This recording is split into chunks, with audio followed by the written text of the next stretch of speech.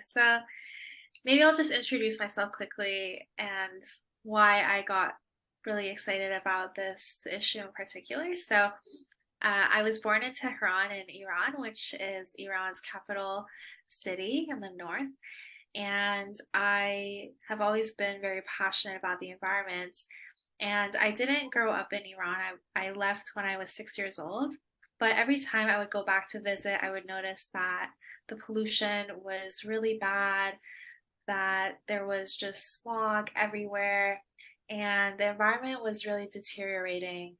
I noticed and learning from my parents that a lot of the lakes have been dried up, that a lot of species have gone extinct, etc. And the reason for a lot of the environmental destruction in Iran is because the country's autocratic government, known as the Islamic Republic regime, has really prioritized building wealth through oil. And they've done this at the expense of the country's environment, of clean air and water for their own citizens. And it's been really sad to watch the deterioration of the country to such a point that even my father won't return back to Iran because he doesn't want to see how much the country has deteriorated ever since the regime took power. And especially in the last 20 years or so that we've been in Canada, it's gotten really bad. And as environmentalists will know, once once a situation starts getting bad and once the oil and the pollution is already in the atmosphere, it will just keep setting off a tipping point and it'll keep propagating more and more pollution and more destruction. And so that's really the context that we are in right now.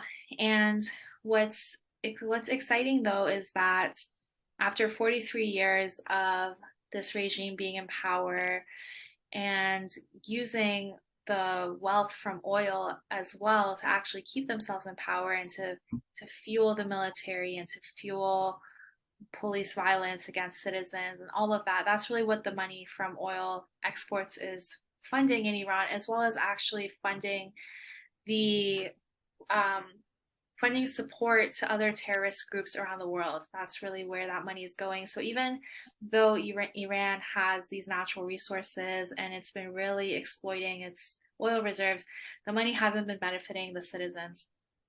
So that's the context. Now, what's interesting right now is that we have a revolution going on. And so the revolution was sparked to really create freedom for the people of Iran. The slogan of this revolution is Woman, Life, Freedom.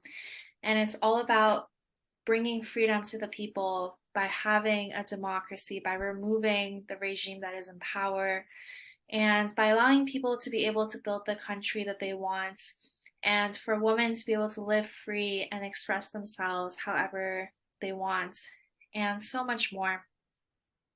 But to bring it back to why this is important for environmentalists, so once Iran is able to have freedom and able to experience a democracy, then Iran can actually start to transition towards a sustainable and clean economy.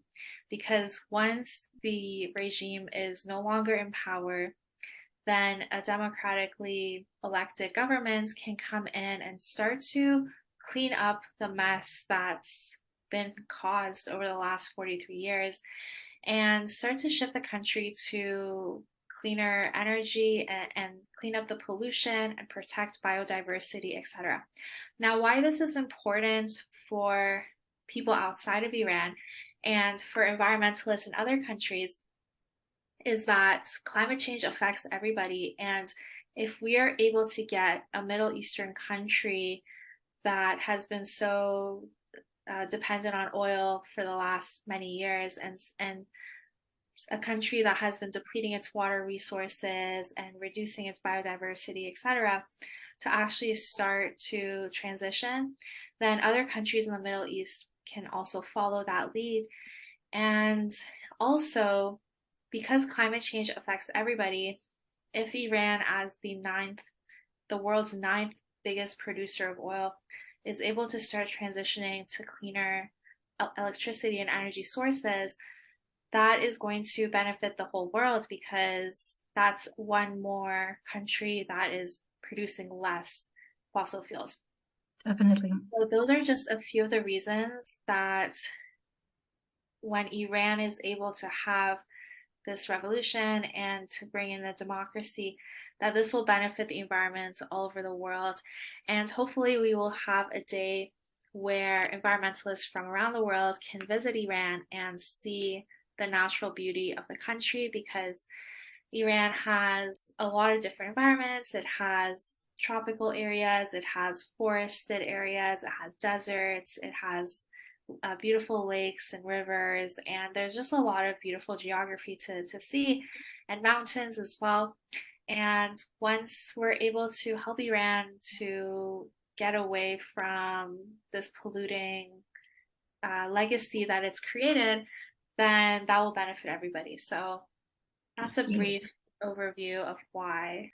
Yeah, for sure. So specifically, activists and environmentalists can sign the letter of solidarity. So we created a letter of solidarity from environmentalists to the Iranian people. And it's a letter that highlights some of the reasons I mentioned, including the positive impact that will take place if Iran achieves freedom. And so you can sign that letter and you can share this letter with other environmental organizations that you know of so that they can participate. And the way that everyday people that may not be part of an organization that are still caring about the environment in Iran can support is for them to just share about what's going on in Iran. So, one of the ways that the Islamic Republic regime has been able to maintain power is because of a lack of awareness around the world of what is happening in Iran. And a lot of movements, they tend to die down after a month or a few weeks. However, in the case of the Iranian Revolution, we are now, I believe, over 100 days into the revolution. And even though it started back in September 21st of 2022, it's now December and the movement is still continuing. And the reason the movement is continuing is because everyday people are continuing to spread the word about what's happening in Iran. So what everyday people can do is they can go on their social media and they can follow pages like Persians with Purpose.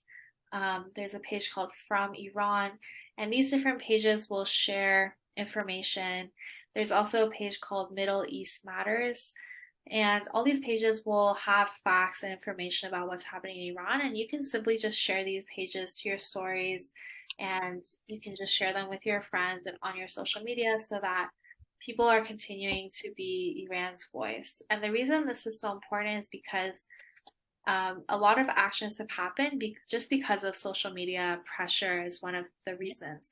For example, a few activists that were detained in Iran have been freed because people were using their name as hashtags and people were using their stories and sharing their stories and really showing them that the world did not forget about them, even though they may feel like so disconnected from the world, especially because there's no internet a lot of the time in Iran. So that's really how everyday people can support the revolution. And I will Mm-hmm. also share that there's also events.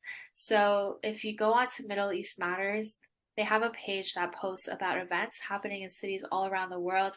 And almost every Saturday, ever since late September, we've been going out on the streets and we've been protesting and participating in these events. And it's always very refreshing when we see any non Iranians there because it shows us that non Iranians care about Iran's freedom as well. And that's really a big way that people can make an impact. Wonderful. Yeah, thank you, Nika. Yeah, what I'm hearing is that it's important to have that sense of solidarity, right? As you mentioned, people who are not from Iran, but definitely showing support for Iran because it's so important for everyone's freedom, right? Like oppression somewhere is oppression everywhere. So, especially sharing the stories of the activists and showing that these are people that are just like you and me. They're mothers, they are electricians, I don't know, engineers, they're everyday people that have been prosecuted simply for standing up for freedom. They've been jailed for going on the street and expressing how they feel. Some have even just been killed while they've been out on the street, they've been shot, etc. And so, for those that are in prison right now, one of the main ways that we can show them that they matter is by sharing their story. And so the hashtag would be their name, for example. And if you go on those pages I mentioned, they will have posts about these different activists. Now, what's important to remember is out of the 18,000 activists, only about 4,000 of them have been identified. So there's people that we don't even know what their names are. But at least for those that we know what their names are and what their stories are, we need to do everything we can to share about them and to say their name, right? That's why they say their name, because we don't want their name to be forgotten. There's actually a story about a girl whose father was imprisoned. This was not part of this revolution, but previously, because there's been uprisings in Iran over the last 43 years. And she calls her father and she tells him that, Dad, people have not forgotten about you. People are saying your name. And the father was released like 10 years later. And he told his daughter that what you told me, that people have not forgotten about me, that people in the world know my name, that kept me going. He's like, That's that kept me going on those days where I was in solitary confinement and I didn't know when this would end and when I would get out. The fact that people cared about me, the fact that I was not forgotten, I was not just a number, etc., that really kept me going. And so, these are real people's lives. The least that we can do is to share about them, because I often think, like, what if that was me, or what if that was my parents, or what if that was someone that I knew? How would I react? Or if I was in that position, what would I want other people to do? Like, if I was in prison right now, what would I want the world to do for me?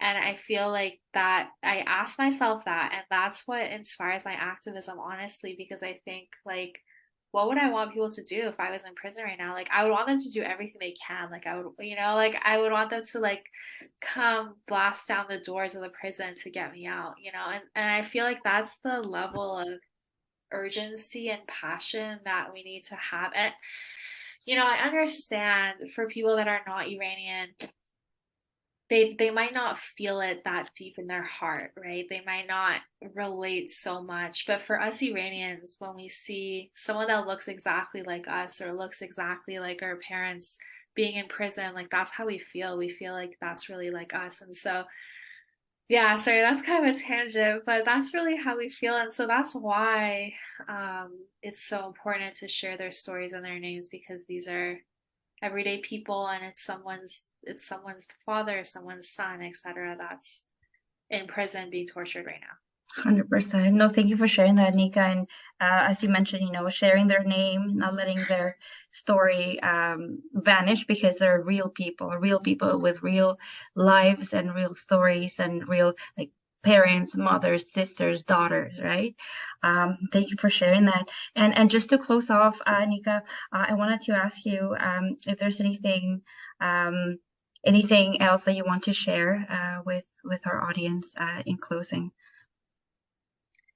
Yeah, just thanks so much for talking to me about this. And I really just appreciate anyone that supports the revolution. Even if you share posts, like, that's at least doing something. And everything that people do is very appreciated. And so, thank you everyone for listening. And please share this with your friends or anyone you know that's been asking what can they do to support Iran, because there's really a lot that we can do, and we should feel empowered that we can help, even though it feels like such a large issue that feels out of our control.